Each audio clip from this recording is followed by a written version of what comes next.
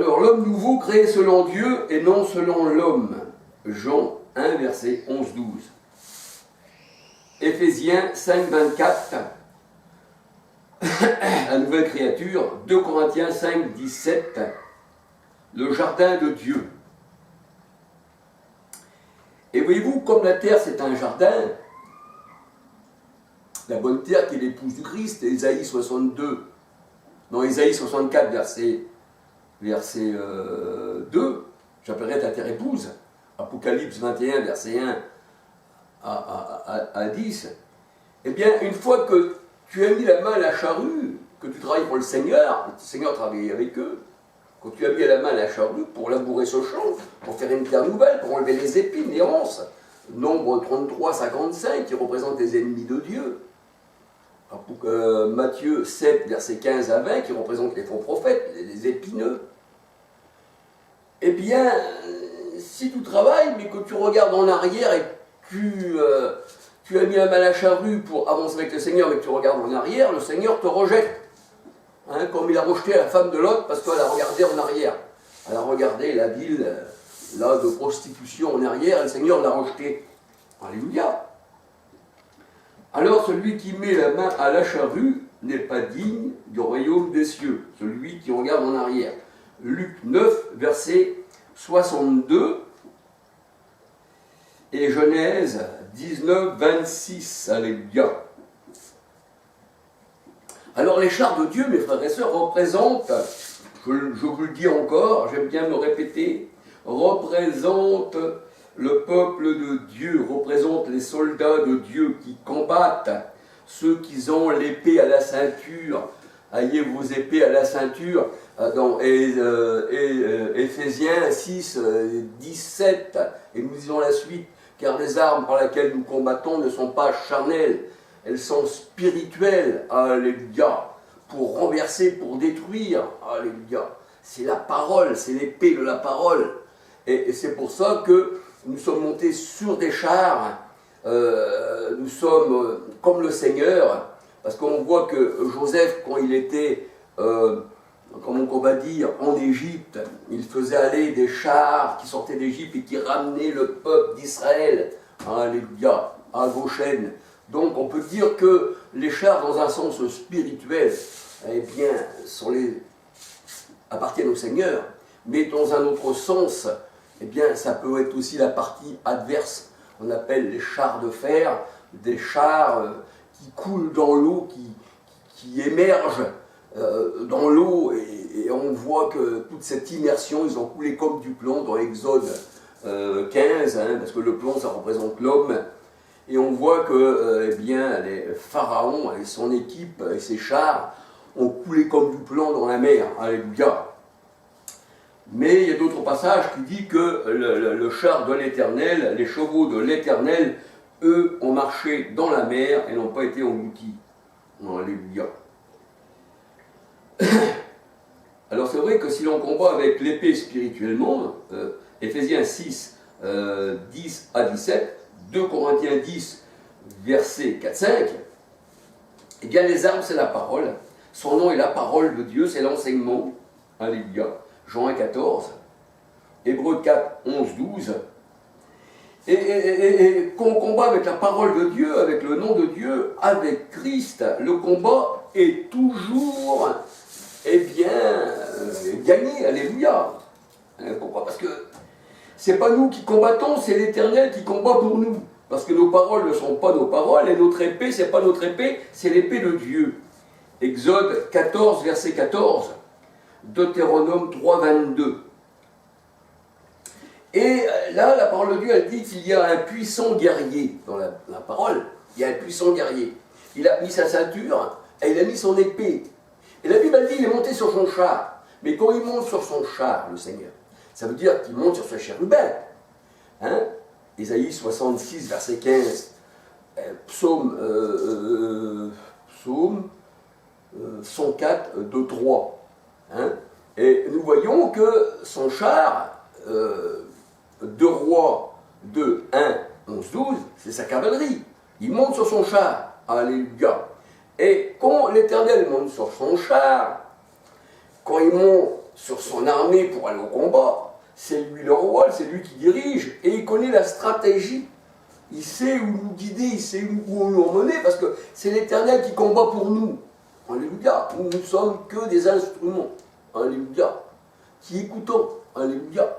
Donc, on peut dire que c'est l'Éternel qui combat pour nous, et là, on voit qui c'est qui est sur le char, qui combat pour nous. Eh bien, c'est le Seigneur Jésus-Christ.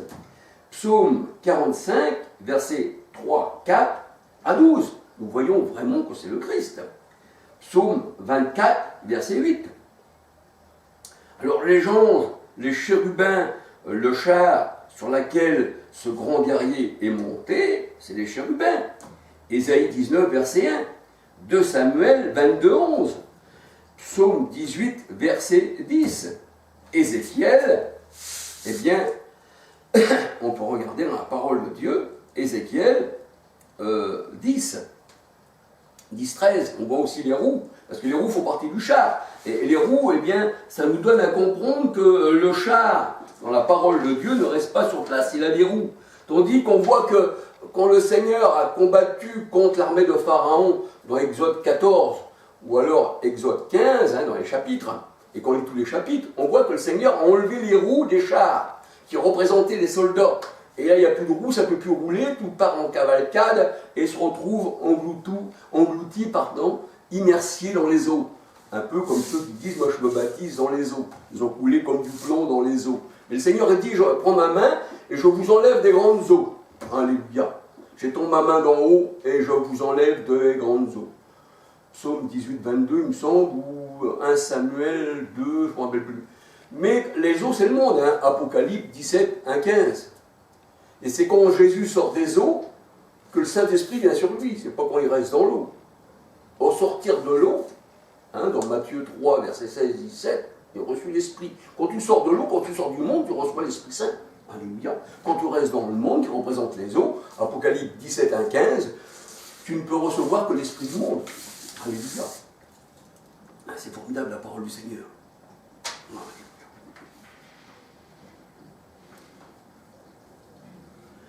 Alors monte sur ton char, puissant guerrier, nous dit la parole de Dieu au sujet du Christ roi. Parce que qui c'est qui monte sur son char? Comme le roi Saül, il montait sur son char, mais nous voyons plus loin que ce roi-là, ce n'était pas un puissant guerrier, il était rebelle au Seigneur, il a perdu la bataille, et puis son armée a été détruite.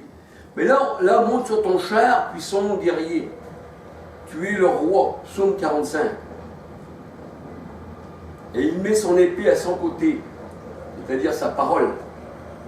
Habakkuk 3, Habakkuk 3, versets 8, 9, 13, 14, 15. 15. Alors on voit que c'est vrai que les chevaux de l'Éternel, son armée, n'est pas engloutie par les eaux, dans Habakkuk 3, verset 15. Tandis que dans Exode 15, versets 1 à 4, on voit que Pharaon et son armée, tout a été disloqué. Le char a été en lambeaux, l'armée était en lambeaux. Alors il y a un char de combat. Parce que le char, c'était fait pour la guerre, en fait. Parce qu'on prenait des chars aussi pour se déplacer, mais les chars étaient renforcés pour la guerre. Au temps des Égyptiens, tout ça. 2 Rois 6, versets 16, 15 à 23.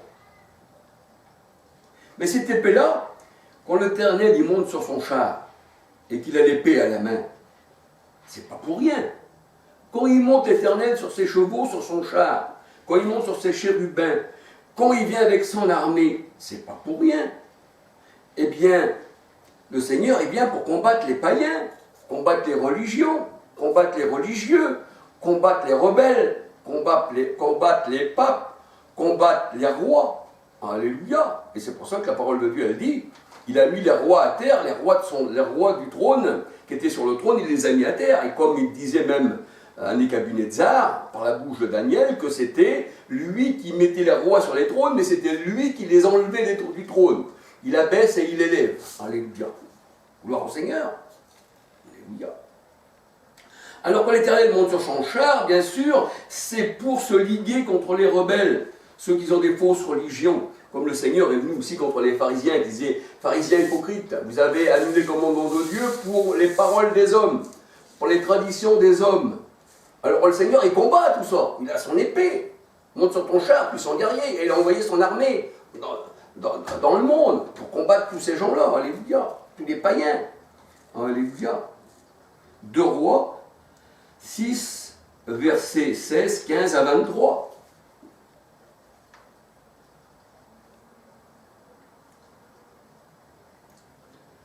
Et c'est pour ça que le Seigneur vient dans des chars de feu.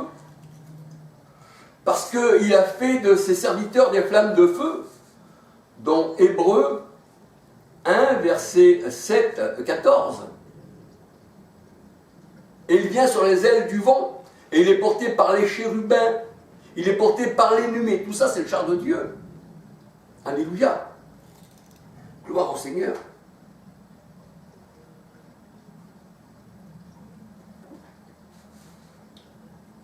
On peut dire que les religions, les païens, tous ces gens-là, ils ne connaissent pas le Seigneur Jésus-Christ, que les ténèbres ne l'ont pas reçu. Ils ont un faux évangile, avec un autre esprit, avec un autre Yeshua qu'ils appellent Jésus, parce que, je dis Jésus parce que le Seigneur, on voit dans la parole de Dieu qu'il dit à Paul, je me suis fait en tous et en tous afin d'en gagner quelques-uns.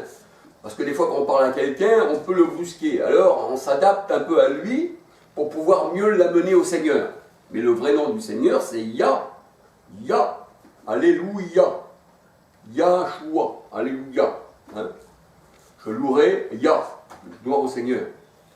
Alors, là on voit que tous ces gens-là qui font partie des religions, tout ça, sont pris par les grands de ce monde, qui eux, c'est eux qui gouvernent toutes ces religions, comme le pape, que je vous ai dit, le prince du Vatican, l'œcuménisme, c'est eux les chefs, ils appellent le pape papa. Pourquoi? Parce qu'il est le père de l'œcuménisme en plus. Hein, et nous avons qu'un seul père, c'est l'Éternel. La parole de Dieu nous dit dans Malachie 2,10. Et tu n'appelleras personne père, eux ils l'appellent père, papa. Pape qui veut dire papa. C'est le père de tous les musulmans, de tous les protestants, de toutes les religions du monde qui ont en abomination, qui marient les homosexuels. Et on voit aussi que les pères de ces religions, c'est le ministre de l'Intérieur aussi.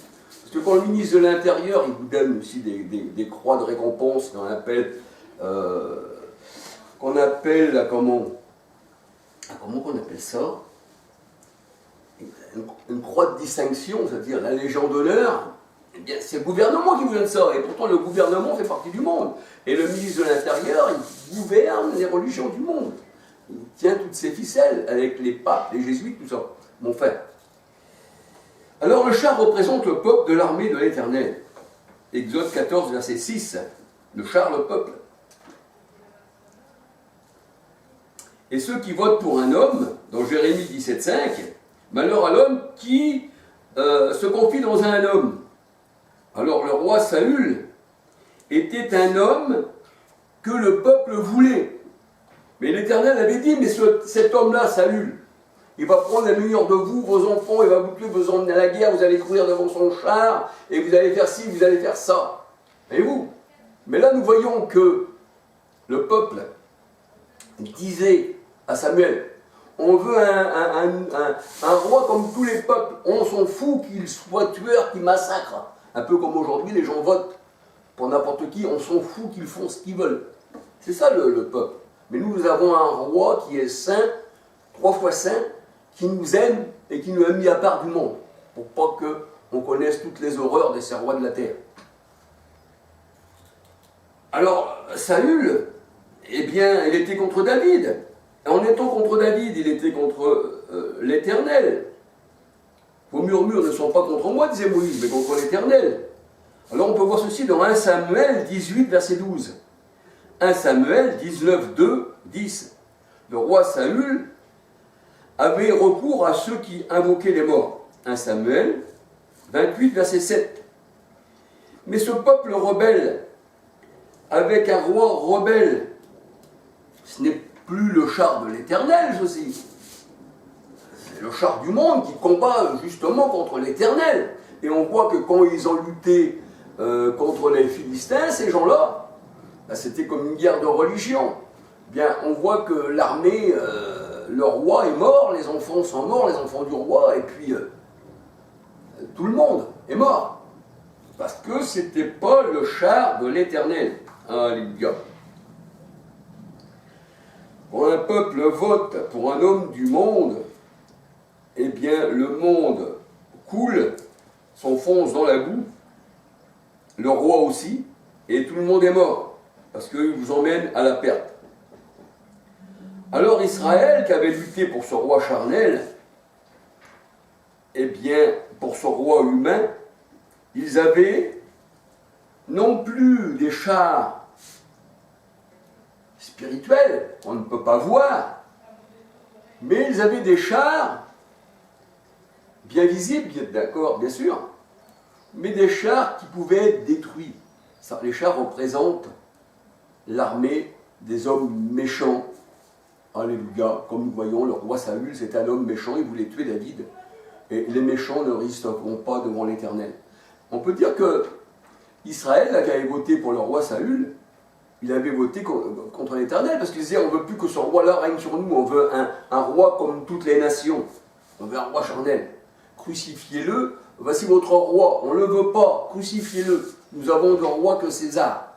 Et là, le roi Saül, c'était César, il les emmenait à la mort, il les emmenait dans les cirques, il les emmenait pour être pendus sur des croix, ici et ça. Alors c'était ça en fait, alléluia. C'est ce que nous dit la parole de Dieu. Alors on peut lire 1 Samuel 8, versets 4 à 22. 1 Samuel, versets 15, 11. Le char, le peuple du roi Saül, ressemblait à Saül. C'était un peuple rebelle. C'était un char comme ceux de Pharaon, qui poursuivait les Hébreux. Alléluia. Mais ce char-là était englouti par la main de l'Éternel, par la verge de Dieu. Ésaïe 11, verset 4. Étant ta verge sur la mer. La verge, c'est la parole. C'est celle-ci qui tue. Elle peut te tuer, mais elle peut te faire vivre. C'est pour ça que l'évangile, c'est une odeur de mort pour ceux qui sont dans la mort et qui veulent rester dans la mort, mais une odeur de vie pour ceux qui sont destinés à la vie éternelle. Acte 13, 48.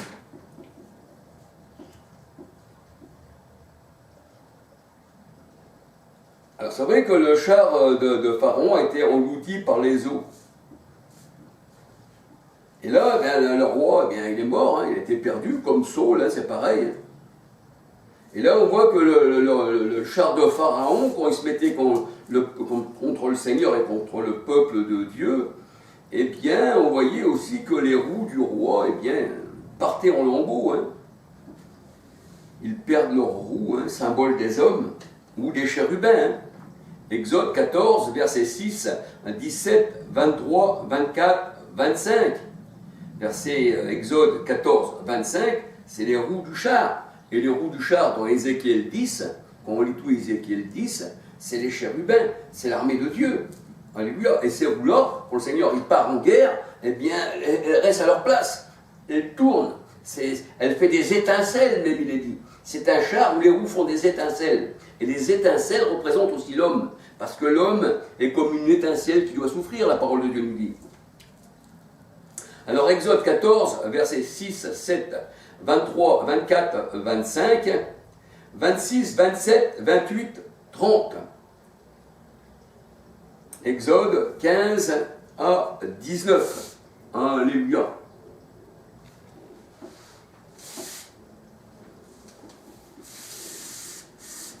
Alors Habacuc 3.8, certaines versions nous parlent du char du salut, dont Habacuc 3.8. Alléluia. Et quand le peuple de Dieu ne choisit pas l'Éternel pour roi, mais qu'il choisit un tyran, quelqu'un qui n'est pas pour le Seigneur, 1 Samuel 8, le peuple, la parole de Dieu nous dit, va en diminuant, il s'affaiblit, il est sans force, car l'Éternel est la force de son peuple. 2 Samuel 3, verset 1. l'Éternel est la force de son peuple, mais s'il n'est pas avec nous, on a choisi un roi du monde, eh bien, le peuple diminue, il s'affaiblit. Et c'est ce qui se passe encore en ce moment dans le monde, comme il s'est passé aussi dans les temps anciens. C'est pour ça qu'Ecclésiaste, il dit, ce qui était sera, et il n'y a rien de nouveau sous le soleil. Et le soleil, c'est Christ. Luc 1, verset 78. Alléluia. Alors Saul, ce roi rebelle à David et au Seigneur, était lui aussi monté sur son char, sur son peuple rebelle. Mais il n'était pas comme le char de l'Éternel. Lui, il était charnel. Alléluia. Parce que le char de l'Éternel n'était pas comme le roi David. Le char de l'Éternel, il était guidé par un roi tout-puissant qui donne la vie, mais qui l'enlève. C'est pour ça que la parole de Dieu, elle dit dans 1 Samuel 2, 5, 6, l'Éternel guérit, l'Éternel blesse, l'Éternel guérit. L'Éternel bénit, mais aussi peut te maudire. Et Amos 3,6 nous dit, y aurait-il un malheur dans une ville sans que l'Éternel en soit l'auteur. Alléluia. Alors voilà, hein, ce guerrier-là, s'il n'est pas sur ton char, alléluia, ben, tu ne peux rien faire si tu as voté pour quelqu'un. Alors que le Seigneur, nous n'avons pas voté pour lui, c'est lui qui nous a élus avant que nous soyons nés.